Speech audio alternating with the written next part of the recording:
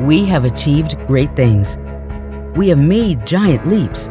We've gone far beyond what we thought was possible. But we have only just begun. Our future in space is unlimited, and it will benefit all humanity. But it will take hard work, new technologies, advanced financing models, and enabling public policy. The Beyond Earth Institute is creating a policy and legal framework to enable the creation of economically vibrant communities beyond Earth. We will engage all stakeholders on critical policy issues: property rights in space, norms of behavior, conflict resolution protocols, filling the technology gaps, exploring new financing mechanisms, and making space settlement an agreed goal of the U.S. and its allies. Beyond Earth is committed to the true purpose of why we go to space. Join us on this journey.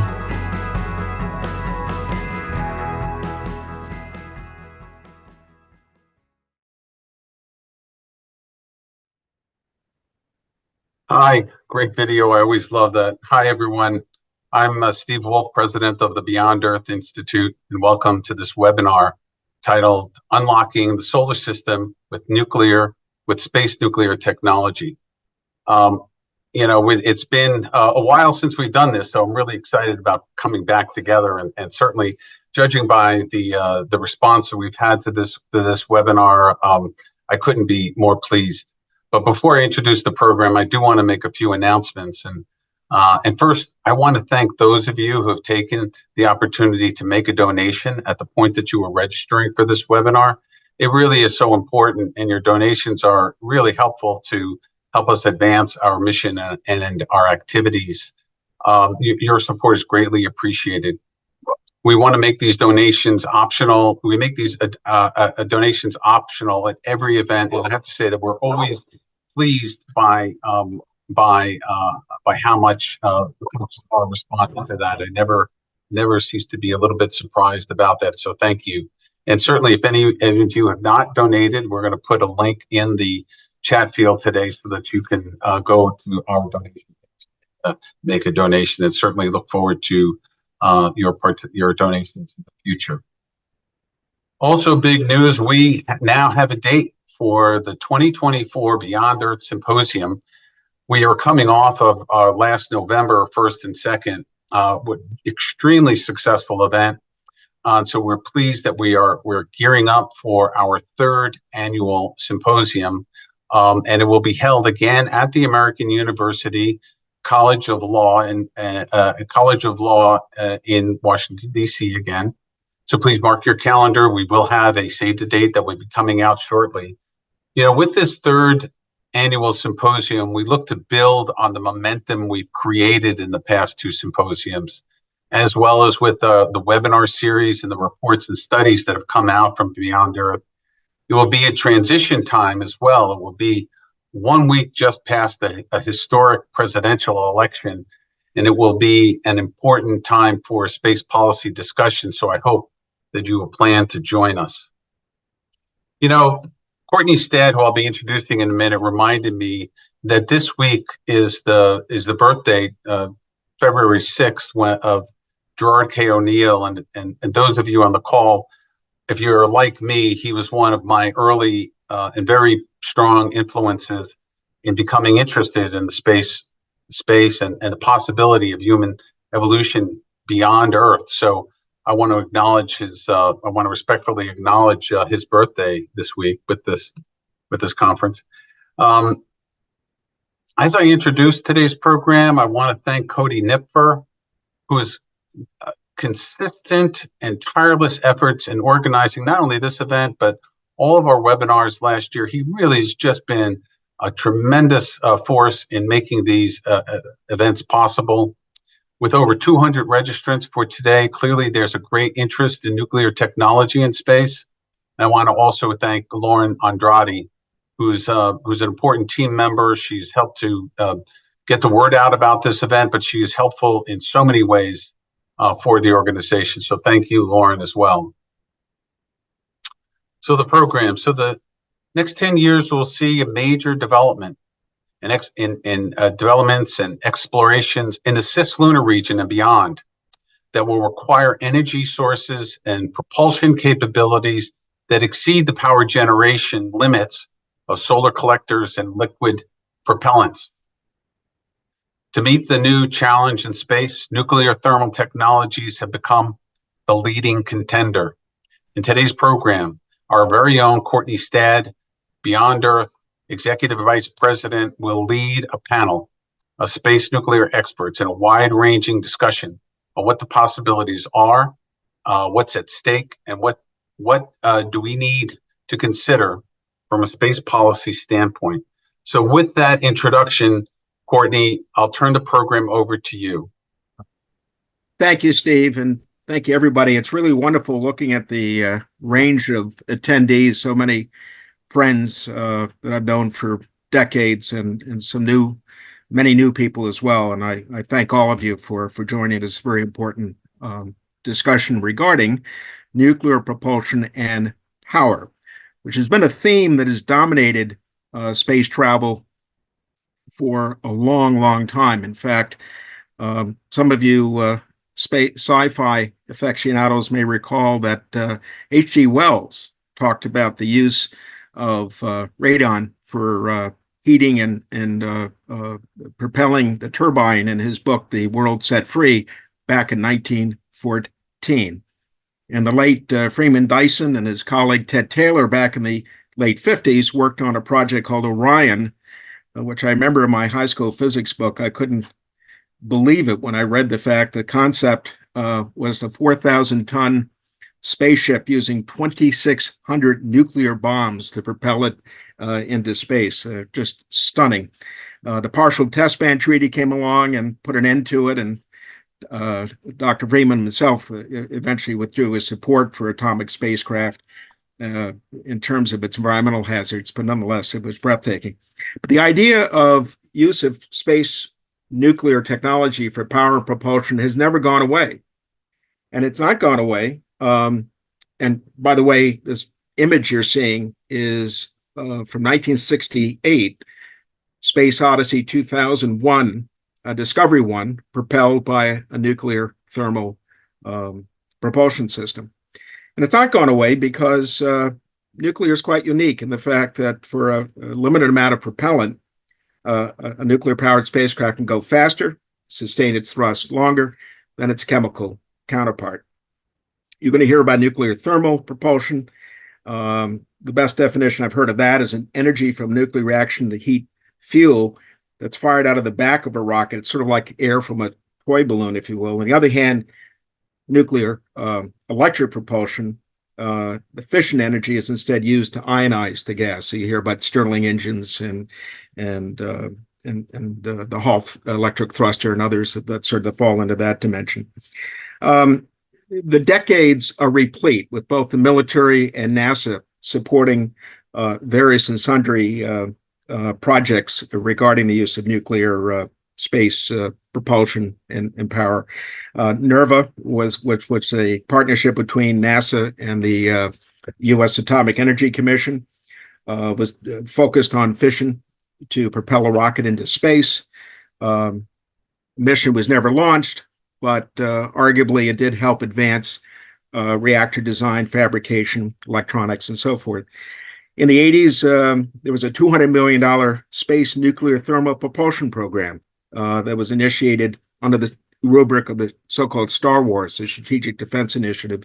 That too was abandoned due to some issues with elements that were fracturing, I gather, from what I've read. And the propulsion system itself was deemed too expensive. NASA partnered in the 2000s with the U.S. Navy on a short-lived program called Project Prometheus. And we've had various other programs I'll allude to here in a moment. But it's not just cutting down space travel time, also space power. Glenn Research has been focusing on nuclear fission rather than just solar energy or chemical fuels to power spacecraft once they've reached their destination. And the Air Force Research Laboratory, AFRL, has awarded contracts to help evolve technologies needed to develop spacecraft using fission rather than solar panels to provide electric power to subsystems such as onboard sensors, communication payloads, and of course, computers. Most recently, the U.S. government has put nuclear spacecraft back on the agenda by awarding about $100 million to several contractors, General Atomics, Lockheed Martin, Blue Origin, and they're using the money on a program called Draco, Demonstration Rocket for Agile Cislunar Operations, which will aim to show that this technology can be used to fly a rocket above low Earth orbit, with DARPA aiming for thrust weight ratios on par with existing rocket systems. With that, can we show the video, Ram? Nuclear engines are back. DARPA and NASA have jointly awarded Lockheed Martin a contract to design and build a nuclear thermal propulsion engine. The program for this contract has a conveniently crafted name: Demonstration Rocket for Agile Cislunar Operations, aka Draco. It aims to create a modern nuclear thermal engine that could be quickly developed and launched into space. This would then be the proving ground for future nuclear thermal engines to power human missions to the moon or Mars, or power probes even deeper into space. Under this $499 million contract, Lockheed Martin will design, build, and test a nuclear thermal engine alongside BWX Technologies, who will build the nuclear fission reactor to power the engine. The engine would utilize the energy released from fission of uranium to heat hydrogen to 2,700 Kelvin, where it would then be ejected out the back with a specific impulse, or exhaust velocity, of 2 to 5 times that of a conventional in-space chemical propulsion system. The parameter of the engine is like the miles per gallon of a car. The higher the specific impulse, the more efficient the engine is. Now, the development of this engine will culminate with a flight test of the engine in a high Earth orbit in 2027. The test engine will be placed in an orbit with an orbital altitude of between 700 and 2,000 kilometers, and this will ensure that most of the nuclear fuel is used up by the time it re-enters Earth's atmosphere, which would take around 300 years from this altitude. To further increase safety, a piece of metal will be installed in the engine during launch to absorb neutrons, preventing the chain reaction needed for nuclear fission to start. And once in a stable orbit, this piece of metal will be removed, allowing for operation and testing to begin. Now, the whole operation is planned to run at the highest amount of safety possible, so much so there won't even be any full-up tests of the engine on the ground. The first time it'll be fully tested will be in space, so that if there were to be an accident, it wouldn't affect anyone here on Earth. In essence, this spacecraft will be a flying test stand for the engine with its own fission reactor and a tank holding about 2,000 kilograms of liquid hydrogen. Now, due to the challenges of keeping hydrogen cold in space, the time this engine can work up there will be short, only about a few months, mostly since the hydrogen will eventually boil off and also be consumed in the engine. However, there is a possibility that a refueling port might be added so that it could be refueled in space and used again. The launch vehicle for this mission has still not been selected, but it'll be provided by the Space Force through its National Security Space Launch Contract. This means that it will launch on either SpaceX's Falcon family or ULA's Vulcan rockets. Draco will build upon the experience of the NERVA program from the 1960s, which initiated the work of nuclear propulsion in space, and that sadly was never actually flown. But hopefully this time around, we'll get to see it through the finish line. That's great. Thank you. And if anybody had any trouble with the audio, I did not. But Steve or Bram, if we could put the link to the video in the chat for those who had issues, if they did, that I would really appreciate that. Hey, we tried to get some representatives from NASA and the other agencies, but we ran into schedule issues. But we certainly anticipate, given the multifaceted nature of this topic, that we'll have future webinar with representatives from NASA, DOE, and DoD, DARPA, and so forth, because there's no way to do justice to this topic in just 90 minutes. Anyway, we thought in itself, it's fascinating to get these companies you're about to hear from that are all advancing or focusing on advancing the technology, as well as those pursuing alternative approaches. I think you're going to find this absolutely fascinating. I want to quickly add that the U.S. government has no monopoly on space nuclear R&D. UK Space Agency, the European Space Agency, among others, are investing rather significantly in space nuclear technology as well. Now, turning to our speakers. First of all, we are blessed with an audience with a terrific range of experiences in space, nuclear propulsion, and power domains, just looking at the profile of some of the attendees. So I'm very much encourage all of you to share your questions, comments in the chat feature. And I've asked the speakers, as appropriate, feel free to answer some of the questions in the chat. I'm going to do my best in the sort of 10, 15 minutes near the end to open it up and try to reflect as many of the questions as possible, comments with the panel. So now, in order of appearance, Mike Bevan, longtime friend, well known to our community at large, has enjoyed an extraordinary career in various federal agencies, the White House, now consulting with Congress. He also worked on the Hill, of course. And of particular relevance is the fact that Mike, during his time in the White House Space Council, in the last administration, worked on the Space Policy Directive 6, establishing America's national strategy for space nuclear power and propulsion, and has insight into really the number of other policies that were affecting that in the whole nuclear policy area. Peter McGrath is currently Senior Vice President, Chief Operating Officer for Intuitive Machines. He brings over 33 years of aerospace project and program management, serving a range of civil and military customers. And probably the neatest, awesome job in the world was working Phantom Works. If only you could tell us. I know you can't, but the nature of those must have been incredible. William Kowalski runs the day-to-day corporate operations of Atmos Space, as well as Director of Regulatory Strategy, National Security Development, and Program Financial Planning. And in 2018, led the effort for Adamus's participation in government-sponsored study on space nuclear regulation that ultimately, in fact, led to SBD 6. Alex Gilbert, our final speaker, is Director of Space and Planetary Regulations at Xenopower, leading the mission safety regulatory approvals. Before that, was Project Manager of the Nuclear Innovation Alliance, accelerating regulatory reform, commercialization for advanced nuclear reactors to mitigate climate change. He's pursuing a PhD in space resources at the storied Colorado School of Mines, focused on lunar ice mining and astronaut nuclear safety. And he's also adjunct faculty at Johns Hopkins University, co-teaching a course in nuclear power technology and regulation. So can't ask for a better collection of subject experts than what we have today. So with that, Mike, let me turn it over to you for your 5 minutes or so. Each panelist will talk for about 5 minutes and then get back to me, and I'll open up to moderated questions and then get to the audience. So with that, Mike. Great. Well, thanks, Courtney, and especially thanks to the Beyond Earth Institute for putting together this panel today. And this is a subject that's near and dear to my heart.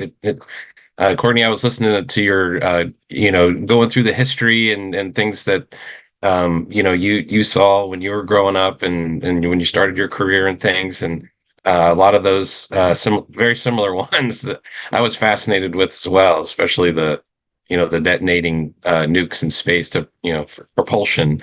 But what I want to do is just spend a few brief minutes here talking a little bit about some of the policies that were passed in the previous administration, and then talking a little bit about also the work that's been done since then in the departments and agencies.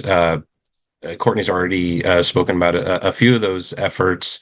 Of course, AFRL has a program that's going on called JETSON, the Draco NASA DARPA initiative. That DIU also has a program called NAPS that they're working on RPS systems. So that's radioisotope power systems. We also call them RTGs, a little bit different, but similar. This is, making power in space. This is the one thing that we need more than anything for space exploration and national security. And looking at it as a all the above approach, you quickly whittle it down to nuclear being one of those things that's really driving requirements for deep space exploration and national security. So just to back up a little bit, broadly speaking, it was the overall direction of the Trump administration to promote deep space exploration as a national objective for commercial, scientific, and national security interests.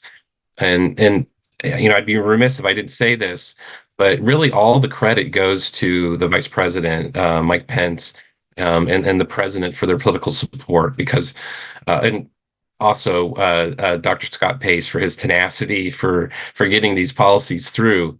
Without that political support at the very top, it's very, very difficult to really push through national policy, and especially at the volume that Dr. Pace was able to work.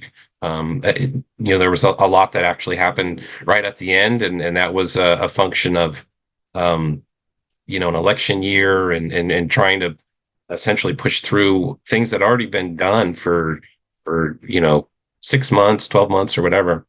And then finally having an opportunity to get them through, get final approvals there at the end. So, really the purpose of these policies, it was, and it continues to be the revitalization of the United States nuclear energy sector, really to invigorate America's space exploration program and develop the diverse energy policies and those options for deep space exploration and for national security. So the four policies that I want to talk about right now, and these all carry the same weight as any other presidential directive. They kind of have different names sometimes. In the Space Council, we had space policy directives. In the National Security Council, they have the National Security Presidential Memorandum. And then you've probably heard of executive orders. These all carry the same weight from the president.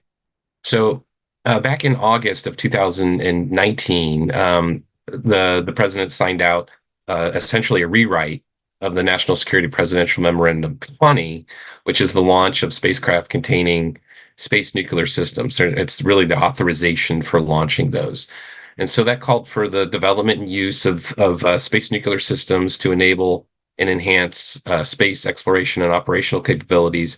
And it also authorized, it outlined the authorization for launches of spacecraft containing space nuclear systems, and established a tiered system for that authorization. And that tiered system was based on the characteristics of the system, the level of potential hazard, the national security considerations, whereas previously it was all just sort of considered the same. So it didn't matter if you had a tiny little like radioisotope heater unit, a RU, or you had a fission reactor. It was all kind of treated the same, and it took years and years and years and millions of dollars to go through that approval process. A lot of it was duplicative and unnecessary. So obviously we saw the need for a rewrite there, and it's one of those things where Dr. Pace really wanted to look at across the board of all the things that were holding back U.S. Not only what we were doing on civil and national security programs, but also in the commercial sector as well. I was the director. I had the honor of being the director of commercial space policy my time there, and we really took a look at what was happening in the commercial sector when we were doing reviews of these different policies. So we had this new tiered system for launch authorization. And then next, so these are a little bit out of order just because of the way they came out at the end. But so in December of 2020, we had two policies that came out. First, it was the national space policy, the overall, arching space policy, and specifically the guidelines within there for space nuclear power and propulsion. And that laid out the roles and the responsibilities of the secretaries, Secretary of Defense and Energy and Commerce, Transportation, and also for NASA. And that there's not a lot of meat in that document because it really just kind of refers back to Space Policy Directive 6 that Courtney had referenced earlier. So that's the national strategy for space nuclear power and propulsion. And that's really where the crux of all this resides. And there's kind of like the 4 C's is what I talk about when I reference this particular policy, but it's coordination and collaboration, right? So there's a lot that's happening both on the national security side and on the civil side, and then quite frankly on the commercial, and we'll get to that as well. But we saw a need for a tighter coordination and a tighter collaboration between the departments and agencies. There wasn't duplication of effort. We didn't want folks to, in the past, there was a lot of initiatives that had been started. There were sort of bespoke, if you will, programs and things, and a lot of them kind of fizzled out, as we all are aware. Another thing that we were pushing for was commonality, right? So not only coordination and collaboration, but we wanted, systems for national security and systems for civil space to be as common as possible. And there's very specific requirements that differ between departments and agencies. We recognize that, but where possible, we want to use as much, commonality to help control price and schedule and things like that. And then the fourth C is commercial. So there's been this tremendous amount of work that's happened in the commercial sector. Really just in the last 10 years or so, 8 or 10 years. And we've seen, just company after company that's been started looking at, and these aren't necessarily just space companies. A lot of them are. A lot of them are terrestrial based, like power companies, but they're building small modular reactors and mobile modular reactors and things like that. And they're developing fuel forms, which are, specific for different types of applications. We'll get to more to that in a minute. So we had a real eye for what's happening in the commercial sector. And so getting to the fuel side, that was actually key to the policy as well. So both fuel supply, a domestic fuel supply, and then also for the fuel forms that are necessary for space nuclear power propulsion systems. And then kind of the last thing there that it was the big takeaway for me from that particular policy was it called for a demonstration of a fission power system on the surface of the moon. That was scalable and that we would continue, to develop and use as we go into deep space and onto Mars.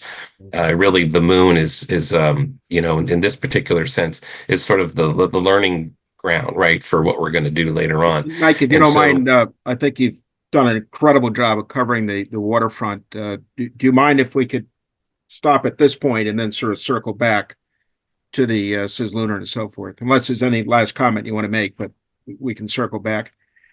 Sure. Yeah. Sorry if I'm rambling on. No, rambling. But finally in January of 2021, there was an executive order that promotes the use of small modular reactors for national defense and space exploration.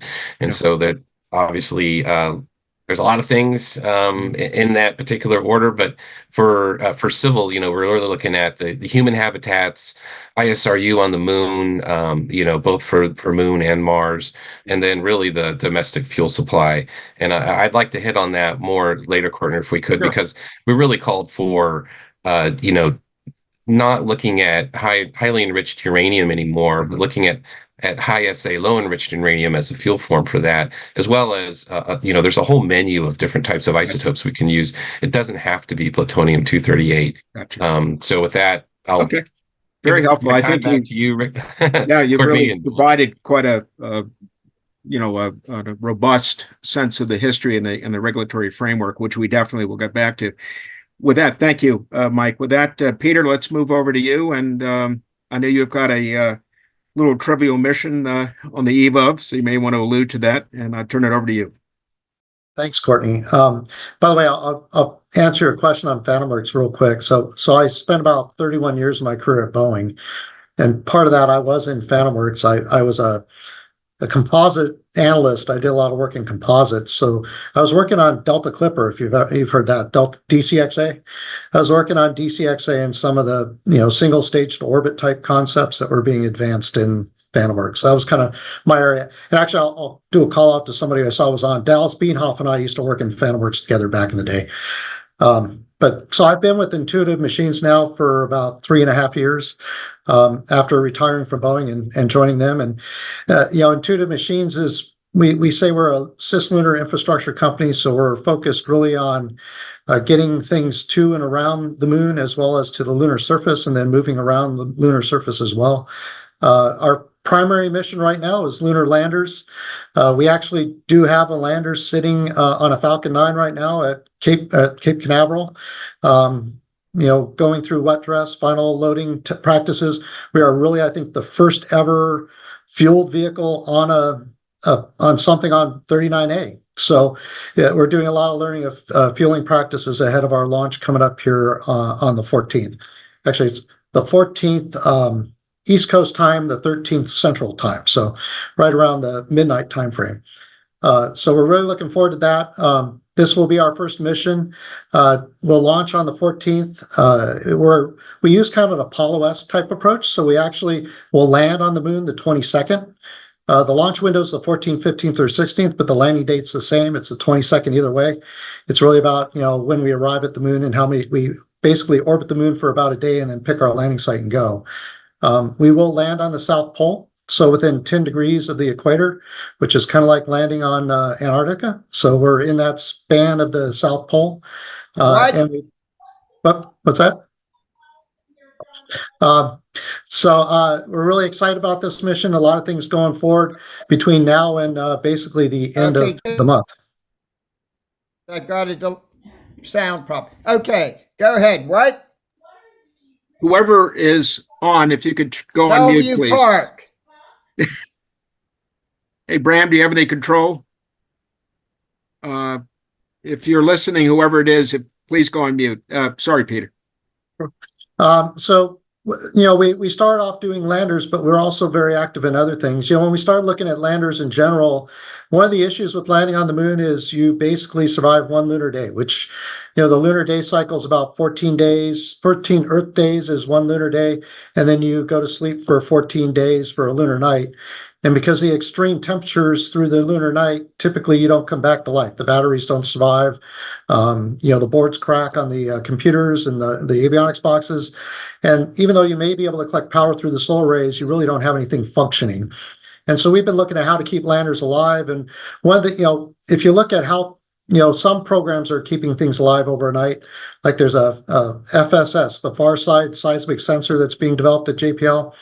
They're putting about 3/4 of the packages of battery to keep the system alive. So you pay a huge price to keep instruments alive if you try to use batteries. So we've been looking at nuclear approaches, whether it's an isotope with a heating box that just keeps critical components alive. Matter of fact, we're partnered with Zeno, and I'm sure Zeno will talk about it a little bit later, but we're partnered with them on a tipping point where we're actually looking at how we would use americium to actually be a heat source to, keep something on a lander alive. So we're doing work around, survive the night on landers. In addition to that, we're also one of the teams that actually won, one of the 3 teams that won a prime contract on NASA's fission surface power. We were the IX joint venture where IM was the lead on it with X Energy. And we've been looking at fission surface power with a Stirling engine approach that allows you to generate anywhere from 10 to 40 kilowatts of power on the surface of the moon once you get there. So we've been actively working to mature that design. And then we've also been working, that was mentioned earlier, AFRL. We're the Jetson low power contractor. So we're looking at using isotopes or a small nuclear device to actually power CubeSats that would operate in and around the cislunar space. So we're doing a lot of things really, we started as a lander company, but we're doing a lot of things about how do we prolong missions and keep things alive. There's a lot of value in nuclear and spacecraft because you can actually move without worrying about power draw from the sun and do missions as well as, transit through space. So it gives you a lot more operational capability. So those are the areas we've been really focused in on. Peter, perfect. Thank you so much. William, you're up to bat. Okay. Yeah, so William Kowalski, co-founder, COO of Atamos Space. Atamos is an in-space transportation company, so we are developing orbital transfer vehicles, space resident orbital transfer vehicles. We are 32 people based in Broomfield, Colorado. 2 weeks ago, we integrated 2 of our spacecraft on a Falcon 9, so we are going up in 4 weeks. For our first mission, we made both of those spacecraft almost entirely in-house with the 32 people. We wrote our own flight software, rendezvous hardware, docking hardware, avionics, bus. We try to do as much of it in-house, so it'll certainly be a big mission for us. We did all of that for a little under $12 million, including launch. And this mission will demo, so there's 2 spacecraft going up. They're about a little over 100 kilograms each. They're going to go up, separate. One will spin around. We're going to practice rendezvous, docking, and then they will do refueling between them. So they also have a refueling valve. Now, thank you for that. The good luck comments. So the long-term vision of Atamos is nuclear. We are actually incorporated Atamos Nuclear and Space Corporation. We really started heavily with a focus on nuclear. When it was just Vanessa and I in a pitch deck, we saw that regulatory issues was going to be the biggest hurdle for realizing that vision, which is, how we got involved in the White House study and had meetings with Mike and, Ida Stippy and their team that was also involved. We originally focused on nuclear electric propulsion, so pretty large systems. We have, in the last, let's say, 18 months, have kind of pivoted to a new design that's a bit of a blend between nuclear electric and nuclear thermal. We think it has a lot of safety considerations, particularly around launch. We do have a patent pending on this concept, which I hope to talk about quite a bit more and what it involves and why we think it's a safer way to deploy significant amounts of nuclear capability for logistics purposes. So not a power company, purely a logistics company, really focused on propulsion. Perfect, William. Thank you. And Alex. Alex, you're on. Thank you, sir. Yep. Hello, everybody. Thanks so much to the Beyond Earth Institute, as well as the fellow co-panelists on this. So I'm Alex Gilbert. I'm the Director of Space and Planetary Regulation at Zeno Power. I'm also a PhD student in the Space Resources Program at the Colorado School of Mines. So really excited to talk to you all today about what's happening in the space nuclear industry. This is a really exciting time. So first, what is Zeno Power? We're developing commercial radioisotope power systems. So we have had nuclear technologies for space applications almost since the beginning of the space era. We have used many radioisotope power systems historically, the isotope plutonium-238. An isotope is like a flavor of an element. It has more or less neutrons than is usually stable. It creates radioactive decay, which allows you to have stable, predictable heat for long periods of time, often decades. And so when you think of all of the greatest space missions in history, whether those are the Apollo missions, the Voyager missions that showed us the giant planets, the Mars rovers right now, the New Frontiers mission that unlocked the Kuiper Belt and beyond, those missions were powered by plutonium-238 radioisotope thermoelectric generators, RTGs. And those are really the main way we've done space nuclear historically, and those have been government NASA-led missions. And that's because plutonium-238 is great, but it is challenging to produce, it's expensive to produce. We really only have enough of it to do 1 or 2 missions per decade, and that means we need to prioritize it for those really important missions. But the space sector has changed. We are looking at this new space era. There's so many more countries that are interested in participating in space and doing deep space exploration. There's so many companies that are looking at doing commercial services, serving civil space demand. And so when we look at that, right now they have not had a nuclear solution. So we're developing alternative radioisotopes. We're looking beyond plutonium-238. We've announced our work on strontium-90 systems, on an americium-241 system, as Pete mentioned, as part of our NASA tipping point. And we're actually commercializing those now. Now, when you look at a nuclear technology company, it is a very challenging industry to work in. There's 4 things that you need to be successful, and we've been executing on all of those consistently over the last several years. So first, you need a technology. Last year, we actually built our prototype strontium-90 heat source in partnership with Pacific Northwest National Lab. They fabricated our design. That was the first strontium-90 heat source built in the United States in decades. So that is just showing that we're developing the technology. We've learned so much from that.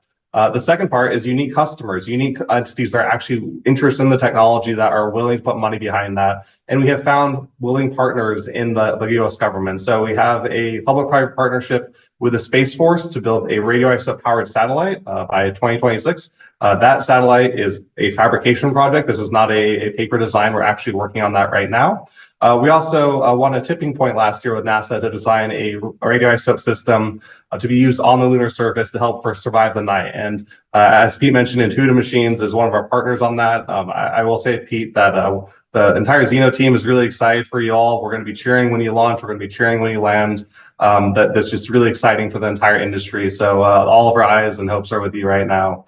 Then the third thing that you need is you need a good nuclear supply chain. And that's something that we've actually had a lot of progress on over the last several months. You need radiological facilities, and you need a fuel supply chain. So we were able to actually announce that we had partnered with a longtime nuclear company and leader in the United States, Westinghouse, to fabricate our systems. We have a place to actually build these. And we also were able to announce that we have our first strontium-90 fuel shipment from the Department of Energy. We worked with them to identify a nuclear system that was stored on site. It was a long-term liability for the Department of Energy. And in a nuclear waste to beneficial reuse story, we're now using that for our first systems. And then finally, the last thing is you need to have regulatory ability to actually launch these. And that's where a lot of things that Mike was talking about, that's where that comes in. All the stuff that was done in the previous administration that has continued through this administration to enable us to actually have a launch approval pathway. We've been working on implementing that and blazing the trail on the ground. So we actually submitted our payload review to the FAA last year. We're under review right now to actually get launch approval by 2025. So this is lining up. And when we really look at this, we believe that every single mission to the moon, whether that's a commercial mission, a government mission, whether it's in the United States, one of our Artemis Accords partners, they should have a nuclear option. They should have a ability to use radioisotope heat or radioisotope power so they can survive the lunar night, operate in permanently shadowed regions, do important and very challenging science, be able to do interesting applications like space mining. And that's where I think when you look at space nuclear right now, it's no longer something that's primarily just for governments. This is something that is enabling for the new space era.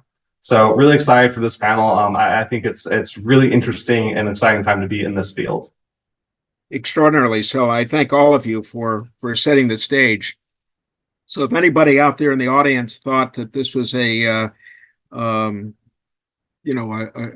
community that is nascent and not much happening, I'm hoping we've dispelled that sense. There's an awful lot happening. I have to ask the three companies about venture capital. Maybe start with you, William. That breathtaking number of 12 million. I mean, that's unbelievable what you've managed to do for that. How much, if I may ask, is the government funding part of that? How much success have you had on the venture side? And I would ask Peter and Alex the same question about. I'm just curious how the venture institutional financing as well have been reacting to this domain. Yeah, I don't know if you can hear me. I can't turn Yes. my video on. It looks like the host disabled my video. Yep, we can hear you loud and clear. Yep. Okay, yeah, so it's interesting you say that, and that's why we are actually Atomos Space now. So when we started, all our branding was Atomos Nuclear. And at the time, both being nuclear and an OTV company when OTVs were not quite the hotness that they are today. We can see you now, by the way. Okay, great. We were having a lot of trouble even getting in the door. Having nuclear right there. It's space and nuclear. This just seems too much. We don't even want to talk to you. So around the time we were getting our very first angel check, we decided to do a rebranding and file the doing business as Atomos Space. Still doing nuclear, still focusing on nuclear. That is still a long-term plan, but it was less in your face whenever we spoke to somebody and really just laying out how we're going to get there. Now, we have a pretty methodical process on what we're going to demonstrate. So the first mission is not a nuclear mission. It is a solar mission. The second mission will certainly be a solar mission as well, a fully commercial system that's operating in GEO, for which we have a number of contracts already lined up. But our last round, so in December of 22, we raised our Series A. So this was a $20 million round, primarily to fund Mission 1 and then get things rolling on Mission 2. There is some nuclear work. The lead investor which was the Yamauchi family office, which, fun fact, is the Nintendo family. One of the main reasons they wanted to invest was nuclear. They felt like nuclear was the future, and our angle as an OTV company at the time, among many OTV companies, they thought the angle of nuclear was really what set us apart and why they wanted to make that investment, because you will certainly need that type of power source to move. That's fascinating, because I find your website doesn't place a big emphasis on the Yeah. nuclear. Now I understand why, per your answer. Yeah, and yeah, I'll say I personally hate our website as you see it today. We have a brand new website that was supposed to be rolled out this week. Yeah. Hopefully, people can check it maybe at the beginning of next week. It'll be a much prettier website. There'll be a little bit more discussion about nuclear. But yeah, I think part of it was just downplaying it for investor purposes, Sure. but we have 2 full-time nuclear people on the team. We did a radiation experiment a few weeks ago, testing some of the things that we're going to launch in our Pathfinder mission. So there is definitely nuclear work happening, but the investment community is warming up to it. I wouldn't say they're like completely warm to it. You have to talk to the right investor, but it's certainly trending in the right direction. We did do one government contract for nuclear. It was focused on a Draco-esque type system for an organization. We're still developing that, but no active government contracts on it right now. Thank you, William. That's terrific. Peter and then Alex, I'd like to get your response to the venture and the response, and to what extent the government is also supporting your efforts. Okay, so our company is about 10 years old, and actually we were founded really with seed money from Cam Gafarian, who started the company. He put about $8 million in it originally about 10 years ago. I think he had another 5.5. So we kind of really went with about $13.5 million of investment, and then started winning CLIPS missions. We won 3 of the 8 missions that have been awarded to date, and so we've been pretty much running through that seed money, and then we kind of got into a rhythm of working off government contracts for the most part until we actually went public about a year ago. Matter of fact, you mentioned Valentine's Day. We went public on Valentine's Day last year, so our launch is on the 1-year anniversary of us going public, as well as Valentine's Day. But we did go public, and since then we've kind of now we play in the public and the private market. So we've seen investments in the company continuing to go forward, although more of our investments now are focused on growth channels versus execution. Okay, all right, that's very helpful. Alex? Yeah, so we're a startup. We're founded in 2018 by 3 co-founders out of Vanderbilt, and really entire kind of traditional startup funding story. Had an incubator round, had seed. Announced our Series A couple of years ago. And so when we really look at kind of how we're trying to deliver our solutions, one of the issues that we've seen is how traditional aerospace and traditional nuclear companies, in many cases, just end up in this mold of going after solely government contracts. They often let the government take the lead on that. They're not focused on building a commercial market. And so we do work very closely with our government partners. Most of what we do is very much in that kind of new space mold of coming together in a partnership where you use both the certainty of government demand as well as the high capability needs with the innovation of the private sector. And when we look at this, one of the things I think is maybe a little bit different about us, and that has, I think, really helped with what we're focused on, we're not a space company. We're not even necessarily a nuclear company. We're a power company.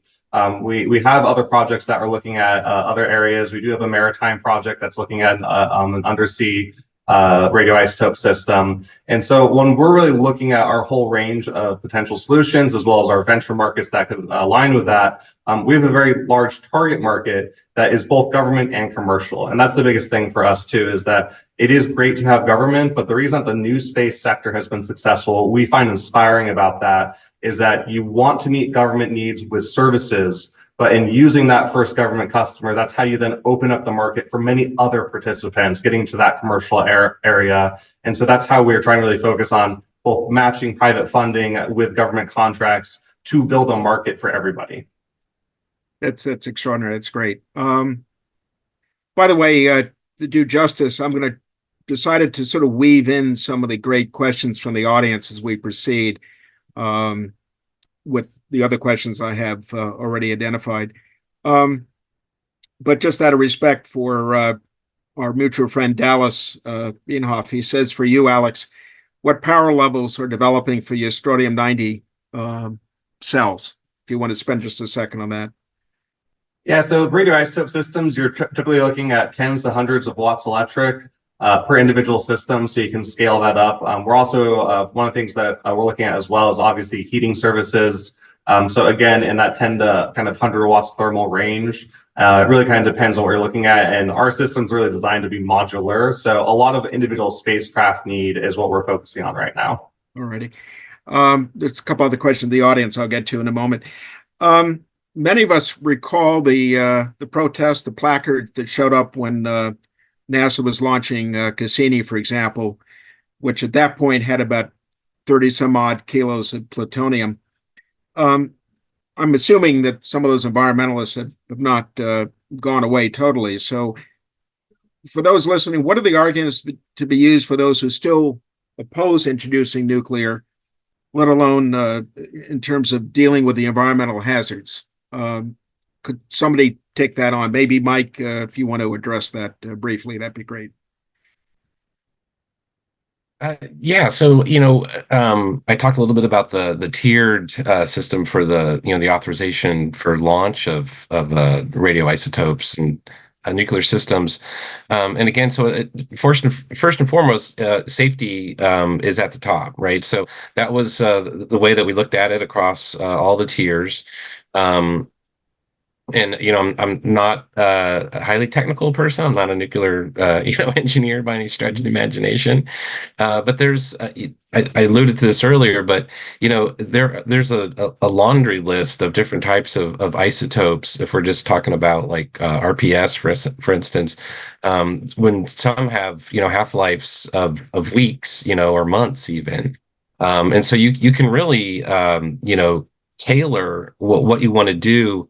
Say you're on the moon or in deep space somewhere, based on the properties of those types of isotopes that are readily available in the medical community, right? So there's a lot of isotopes that are used for different types of medical devices and things like that, and the way that they get rid of them at the end of their half-life is they incinerate them, and that's regulation. That's the legal process for doing that. And so things that say might be in low Earth orbit or might re-enter over years or decades or something like that, they're really being disposed of the same way as the medical community does with the isotopes that they utilize. So that I think the takeaway here is that we're not trying to fit something like plutonium into every single one of these mission sets, right? It's vast and varied. And when you talk about like fission systems, and I think we should also talk about fusion at some point because there's some exciting things happening there too. But for fission, you're looking at the video at the beginning was great, right? Because it talked about how the uranium, it's just the hunk of metal at that point, right? It's not actually working until you activate it on orbit. So it sounds scary, when people talk about launching nuclear things, but to Alex's point, we've been doing that since the beginning of space exploration. We've had the U.S. have had radio or just nuclear systems re-enter the atmosphere, and Apollo 13 was an instance. There are some other ones, and the systems worked as designed, and we didn't have an issue. There's been other countries like former Soviet Union that have issues. A lot of people probably aren't even aware that there's 36 ex-Soviet satellites overhead right now that have about 50 kilograms of uranium in them, and those are probably something we should worry about. But in the U.S., we have a very robust system, and safety is oversight system, and safety is paramount. It's at the top. If I may, William, should we, per what Mike is saying, should we be doing a better job of dealing with the facts regarding the safety of these technologies? Can we as an industry, you as an industry, do more effective, do you think, job of educating the public? My honest answer would probably be no. I think it's tricky. I mean, you look at kind of the pandemic, I think is a great example. Sometimes it's just people form opinions and it's really hard to change them of the opinion. And I think what the industry should do is keep working with the appropriate stakeholders, keep making sure we're making economically viable and safe systems, and just start fielding these. And then eventually people will see that there has been no issue, there is no risk. But I do worry that, spending a lot of resources in a real public marketing campaign is not going to have a lot of success. Do others agree, Peter, Alex? I do, and by the way, one of the partners on Fission Surface Power was X Energy, and I know I've seen the pebbles that they generate for the HALEU fuel that you can basically hold in your hand, and it's not toxic. It doesn't create an environment you have to worry about. And the design we were working on for Fission Surface Power, you use beryllium drums that rotate in and then create the reactivity to get it going, but the system fails safe. So if something happens, the drums rotate out and the system calms down again. And so there's a lot more of a fail-safe approach, I think, in the architectures today than everybody's worried about 3 Mile Island or one of the other events that may have happened. But I think there's a lot, part of it is just the environment doesn't understand, or the people in the environment don't understand the fail-safe measures that have gone into place. Okay. Alex, you want to add to that, or? Yeah, actually, one thing I would flag is that the 1996 Cassini protests, I think, were really a high point in opposition. And NASA took that to heart. And NASA's done an amazing job over the last 28 years with public engagement. To the point now where there's, when these launches happen, they're actually celebrated. And I was talking to the Department of Energy official. She actually went down for one of these launches because she was in charge of some of the safety elements, and she was meeting with a reporter. And they'd done such a good job. The reporter was showing a diagram and was pointing out, here's this safety feature, here's this safety feature. And when you look at it, the commercial space industry has never had an injury to a member of the public. The commercial nuclear industry has never had a radiological injury to a member of the public. These are highly technical industries. We always will have to be cognizant and hyper-focused on safety because they are hazardous. But we do have a strong record in building a rapport with our communities, making sure they understand that record and also understand that they are part of our safety story and our safety considerations. That's how we can make this effective and make sure that, again, people are going to cheer these launches, not running away from them. I've got to ask the question. When I was sitting watching Space Odyssey in 1968, I fully expected that today I'd be flying on Pan Am, nuclear powered, to another planet. Pan Am is out of business many decades ago. Why has it taken so long from where we were in 1968? We've had these various programs that we've enumerated over the last half century plus. I wonder if anybody can sort of just address the issue of why it's taken us as long as it has to now it appears to be on the eve of an extraordinary development in the use of space fission. And I know that you're championing at the bit, Mike, talk about fusion, but just on fission for a moment. Can somebody just tackle that issue of? I would add on a little bit that we have been behind the 8 ball. Obviously, we have worked on systems in the past, and it's things have, for different reasons, because of environmental concerns, obviously, are part of things. But funding is really the big thing, right? It's no Buck Rogers. But at the top of all that is the will to do it, right? So in my personal opinion, I think we're probably about a decade back from where we should be in the development of space nuclear systems. I kind of like, I look at it like commercial space. Where we were with commercial space 20 years ago is kind of like where we are now with space nuclear. But the good news is that we can catch up pretty quickly because of the developments that are happening in the commercial sector. And it really just takes the political will to make it happen. And, we have a lot of great things that are happening now. Again, in my personal opinion, we're not pushing hard enough, and we're not pushing fast enough. And I think we need a lot more robust funding, as well as more political and policy uptake to make that happen. But I think it's actually a good news story. I'm very optimistic about it with the companies are working on.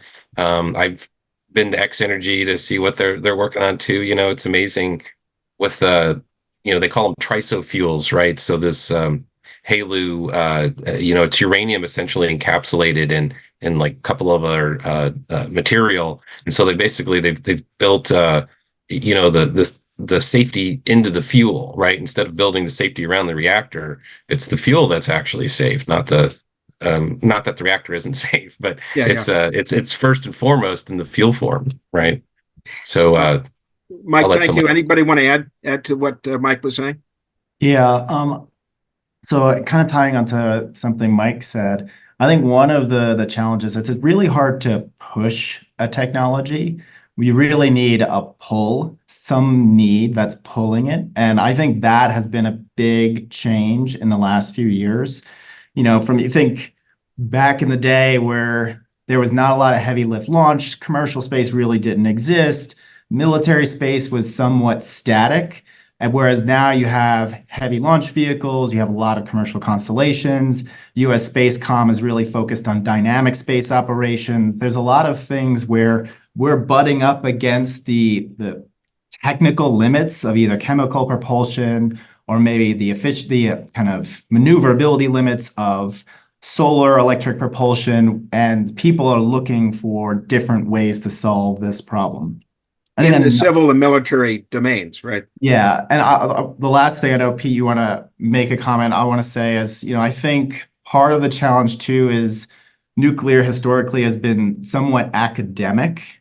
And I think with space and power and nuclear getting kind of the interest in the investment community has somewhat changed the thought process on how you deploy this. It's much more, is it cost effective? Similar to what Alex said about their power company, we've branded ourselves as an in-space transportation company. The best technology happens to be nuclear. But if we discover there's an advancement in solar cell technology, we will heavily consider transitioning to solar. Maybe we don't do nuclear, but nuclear remains the best cost-effective solution for what we want to do. Peter? Yeah, and by the way, I'm going to agree with Michael and William and kind of pound on something Dallas posted a minute ago, which was, consistency of purpose is part of the problem. I mean, every 4 years or even every 2, depending on if you count Congress, we get a little bit of a whipsaw in policy, and for that you see constant restarts of programs, which means you never make progress on anything. So having some consistency of purpose and it is true, you need a pull on a mission requirement. Like part of the reason fission surface power is talked about on the moon is because how do you survive 14 days and generate kilowatts or even a megawatt of power? That's not going to be a set of solar arrays. Even on the South Pole, that's going to be a challenge. And so you need something that's going to drive a continuous power source. And then when you start looking at the satellite side, today, if I have a standard solar array based spacecraft, I have to shut off all my sensors and all my optic systems, and when I want to maneuver or rotate or do anything, because I got to move all that power down to do that. But if I have a continuous power source with an isotope or something in it, I can keep all those things alive while I maneuver. So I got a lot more operational requirements or capabilities I can do. But it's got to be a requirement-based driven thing versus, just, hey, I want to do this science project. Yeah, that's excellent.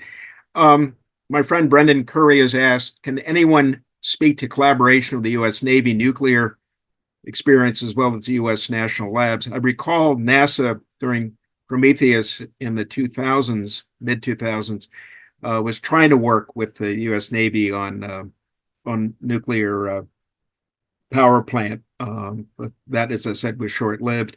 Any thoughts, any responses on that to that question? I mean, I would put out, for Draco, it's, BWXT is partnered, with Lockheed Martin on that particular program. And so BWXT builds all the modular, small modular mobile reactors for the Navy, right? So it's submarines and aircraft carriers and all those things. So, I mean, to say that, how do I put it? There's a huge, rich history of the nuclear Navy and the electric boats and all that stuff, and to ignore that, that's completely irrational, right? So yeah, I think all the, not only just like reactor designs and different types of fuels and things like that, but just in operation too, right? So the Navy's been operating these types of reactors for a really long time, and I think it's unique and completely necessary for us to look at those. Make a good point, because the Navy and NASA in many ways face the same problems, putting as much energy into a small area, small volume as possible. That's a very, very, very good point. I've got to do justice to our Canadian friends. My wife is a dual citizen, so let me go to a question here from Devin Wagner. How do you think the policy and technical landscapes need to or could change to enable in-depth international collaborations in areas like beyond pure nuclear technology? He notes, for example, space assembly, refueling, supporting subsystems would benefit from collaboration, for example, with the Canadians, as well as their much vaunted robotic capability. What does anybody have to say to that in terms of internet? And that'll lead me to my next question, which is dealing with with the Chinese. We'll get to that in a moment. Yeah, that's something that I think if you look right now, one of the big challenges historically is because these have just been government programs, for the most part, our space nuclear efforts, government-led, they've not been focusing on engagement internationally. At most, you've seen that our plutonium system will sometimes do joint missions like Cassini-Huygens, Galileo, and right now we have a plutonium joint mission with the Rosalind Franklin rover. But I think that that's where things are different now that we're in a completely different geopolitical and now economic context with new space. And I think what I point to honestly a lot of times is just the Artemis Accords.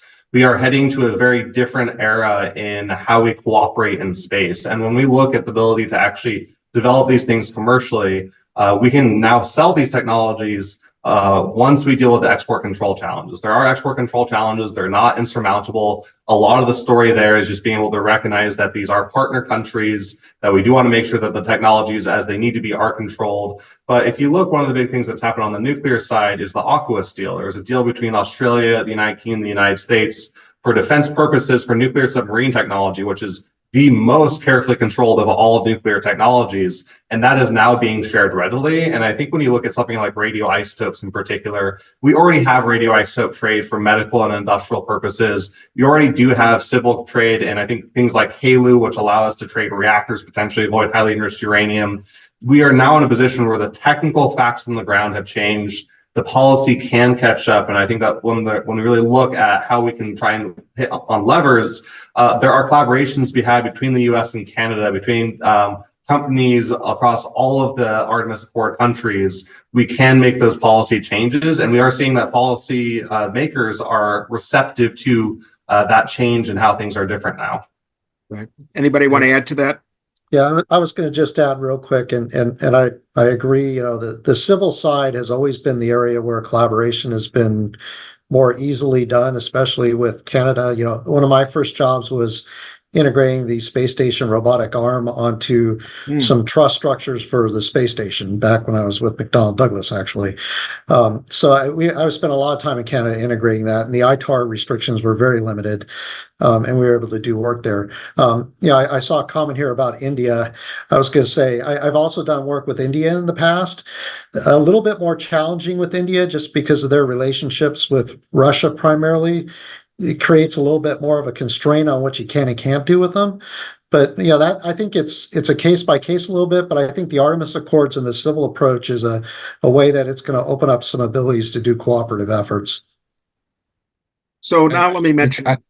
Go ahead. I would also add, just beyond space, right? So we're also, utilizing the same, fuel supplies and in the industrial base as the terrestrial folks. And a lot of these companies, whether it's X Energy or, TerraPower or USNC or something, some of these small modular reactors, they'll probably turn them on in other countries before they do in the US because of the regulatory hurdles that we have in the US, right?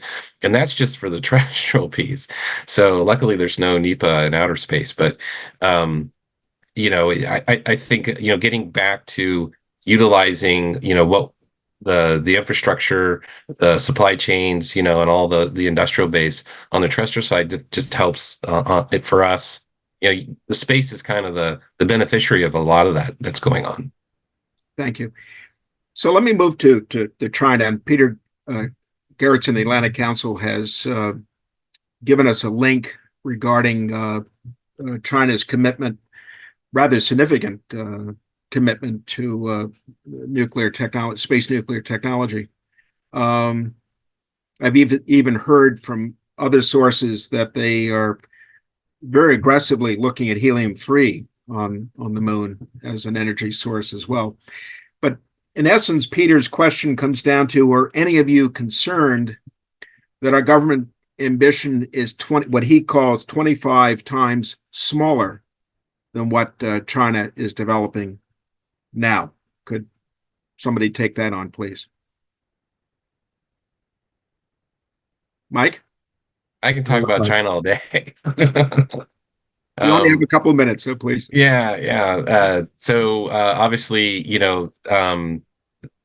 China's standing on the shoulders of giants in the U.S., right? And they see the things that are most beneficial for them, and they're chasing after those. And nuclear is one of them. But the good news here, and I'm at the risk of repeating myself over and over again, is that we do have a robust commercial sector here in the United States, and we just really need to harness it.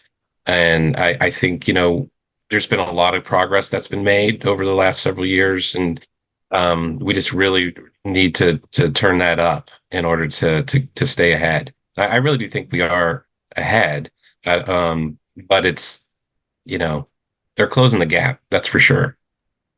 Any other comments? Or go ahead, Peter.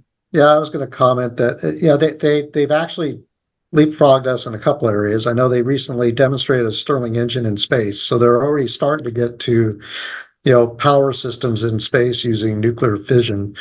But I think what China's done, which I'd argue we could take a lesson from, is they do have a consistency of purpose. They set a goal and they actually achieve it, partly because they're a dictatorship and they don't change regimes every 2 to 4 years. But still, there's value in that, because they say they're going to go do it, and they've been hitting their milestones. And for us to, I think, avoid being leapfrogged by them, we're going to have some consistency of purpose. Gotcha. William, I'd like to get back to the licensing and regulatory aspects, and Alex as well. Go back through that once again. What are the hurdles you have to go through? What sorts of first of all, what do you have to go through to get a license for the space-related power propulsion systems? And secondly, if you had the proverbial Harry Potter wand, what would you do to help streamline or otherwise reform? So for us, we haven't, unlike, say, Zeno, we haven't actually started the process for that.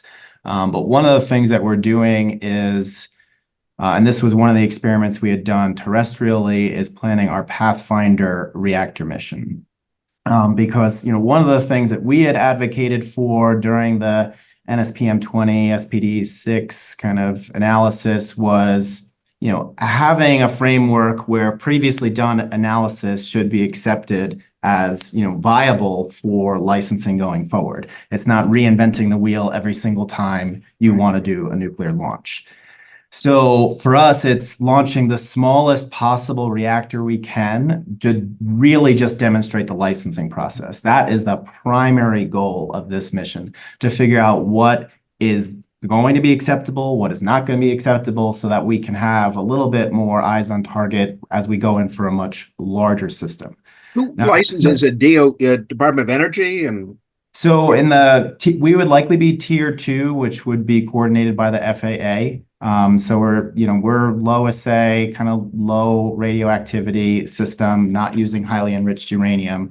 So quarterbacked by FAA AST.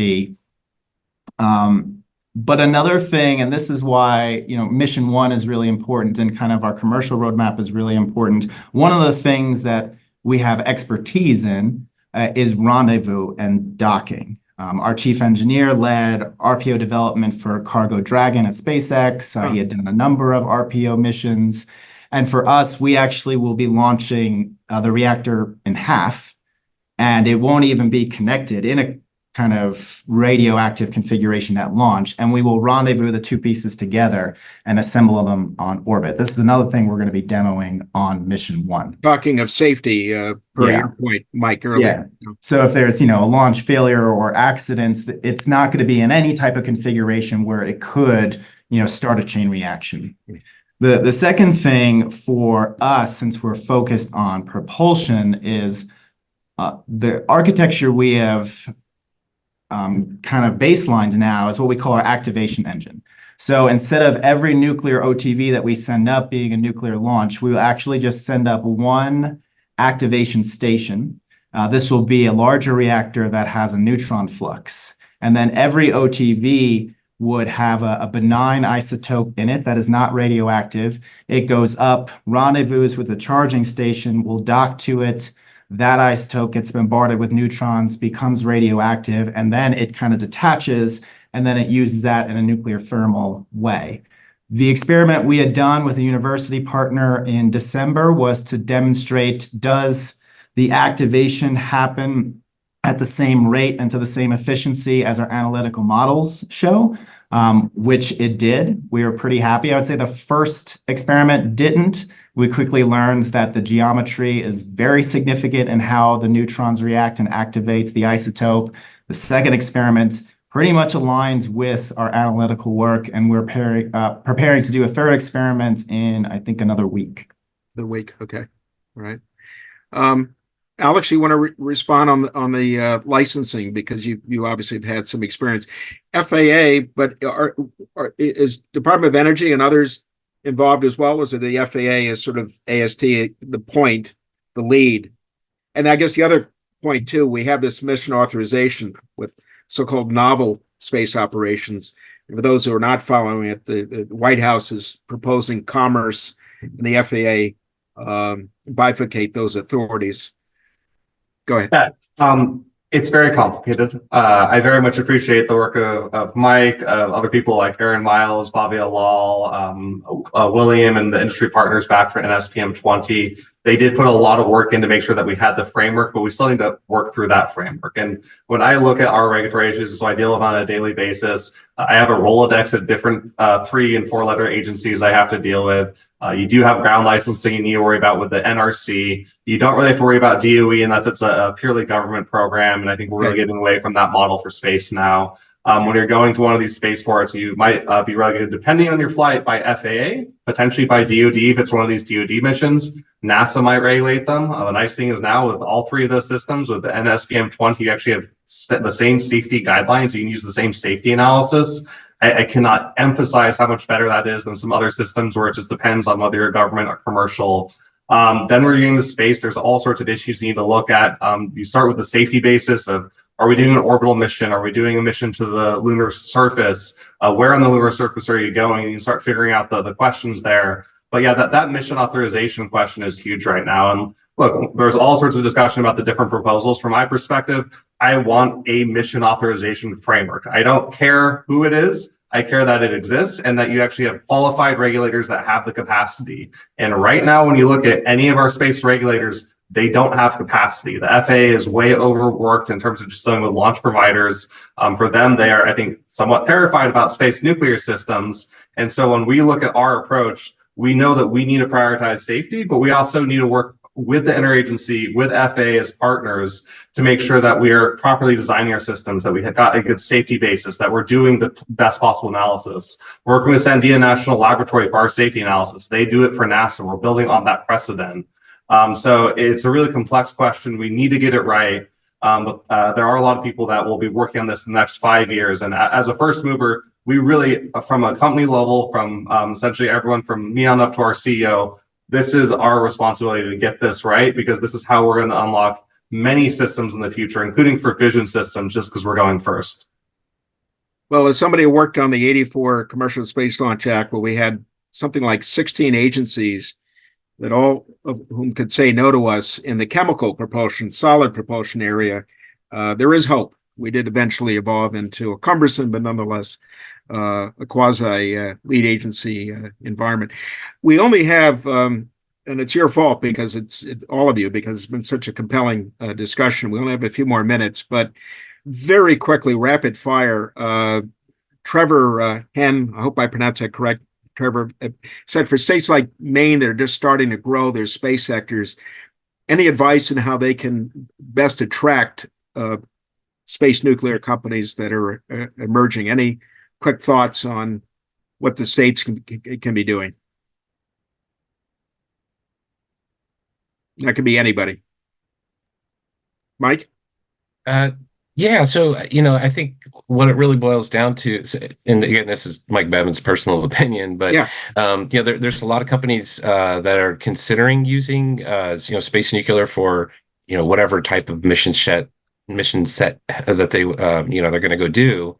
So I think first and foremost, and then in particular states that are interested in doing that, that they have to have even within the state. The sort of wherewithal to do that, right? So, and this also gets back to a kind of a point I was making earlier about talking about fusion. So fusion's actually regulated quite different than fission, and it's a lot of the onus is on the individual state to decide sort of like how they're going to do it. So, I think it's you see a lot of states that come out with that are traditional, aerospace states that have a lot of support, right? So Florida and California and Texas and even Ohio and Virginia and places like that. It really is the onus is on the state to help attract that type of activity there. Gotcha. One final one, and then I'm going to have one final question for you all in terms of where you think we'll be in terms of nuclear power propulsion of the next decade plus. But one last question here. One gentleman referred to Zach Tolley to the PRC, and the Russians had no qualms about using highly enriched fuels. And his question is, is the United States doing a disservice by limiting ourselves to low enrichment? Can anyone give a real quick I can answer on that? So we haven't limited ourselves. Okay. Highly enriched uranium is still, on the table. You just really have to have a justification for it. And in a lot of cases, national security is going to trump everything, right? So that it's not something that is off the table. But I would point out that HALEU has, it's not necessarily a detriment, right? So there's a lot of things you can do with HALEU that you can also do with highly enriched uranium, and the trades aren't significant, and I guess I'll probably end it there, but it's not something that's prohibited. I would just say. Wait, I say that for national security. Yeah, sorry, Michael. I was going to just follow on to Michael's comment. When we did looks at for fission surface power, I think when we look at HALEU versus HEU, you're talking, I don't know, 10, maybe 15% mass penalty. Where the mass comes in is the shielding. How you shield it is what all the mass is. It's not so much, I don't think, in the fuel size, but because you have to grow the fuel by about 10 or 15%, your shielding mass gets bigger by the volume. But it's not a detriment in terms of power generation. You just need a slightly bigger package. All right. Yeah, if I pick one, because we did real fast, quite Wayne, a please. bit. For us, at the power levels we wanted to operate at, what actually was your mass driver was your conversion system. So at that point, it really didn't matter too much whether you were HALEU or HEU. And for lower power levels for our application, now you're in a regime where solar still kind of makes sense. So do you even want to go nuclear? So for us, it was not really a detriment at all. Interesting. We are at 3:26, so with the forbearance of Steve Wolf, who I know wanted to end with a couple of comments. And I feel like that host of Meet the Press when they have a senior official and they say, we only have 30 seconds before a station break. By the way, what's the solution to the Ukrainian-Russian war? But if I could get a real quick response to where you all envision the role of nuclear, 10, 15 years, can you imagine a pervasive use of nuclear propulsion power in Earth orbit and beyond, cislunar and beyond, in the coming decades? Just a real quick yay or nay, and if you want to add a second or two to that. So let me start with you, Peter. Yes, and I think that's the only way you're going to have a sustainable presence on the surface of the moon is using nuclear power. Alex? Yeah, you're not going to have a lunar economy without nuclear. Anything that we want to do for cislunar and beyond, it's the keystone technology, and it is imperative to many of our space hopes and dreams. Thank you. William? Yeah, I mean, I think in 10 years, it'll be like fully electric vehicles we see today. They will be in use. It won't be super pervasive, but it'll be much more common than it is today. Fantastic. And Mike, I want to thank you for putting the links to the policy documents in the chat. In 5 seconds, what's your response? Totally agree with my fellow panelists, and I would add that our goals in space for national security, it's absolutely necessary for those. Perfect. Steve, we turn the con back to you. I'm sorry I only left you 2 minutes, but you understand why, I think. No, that's perfectly fine. And really, it's been an incredible conversation. You all bring so much depth to this discussion. It's been amazing to watch the development of nuclear power as an important as you say, keystone technology for developing cislunar and beyond. And I do think, and clearly there's a great deal of interest in U.S. and, the obviously international competition with China's driving a lot of that interest and sustaining that interest. I do think that we are, we can't entirely avoid some sort of a public reaction at some point. I think it's a little bit below the radar, I think, from the public standpoint. I think when it starts to get real and the launches start happening, we'll have to pay attention to that. But I think your answers in that regard are going to be so important as we get that, because we don't want a situation where that public objection translates into political action or political log jams. So that's really what we got to be careful about watching. And that sort of dovetails, if you would, if I can, to our next webinar that we are trying to nail down the date for March, and we're going to look at Native American traditions and other religious traditions and how they affect space, and really trying to address the recent issue of the Peregrine lunar lander that was carrying human remains, and the objections that the Navajo Indians had towards that thing. So we're going to try to address that issue. Again, here we have an important space activity, being able to land on the moon, conduct activities on the moon. We're seeing this kind of, hats off to Pete, really looking forward to that and a successful landing. But as we do that, it's going to spark all sorts of conversation around this. And, it's important for us to be having these conversations that address these public concerns. So we do welcome you to join us for that. I think with that, I did put in, I hope some people caught the donation link in the chat field. By all means, you're encouraged to do that.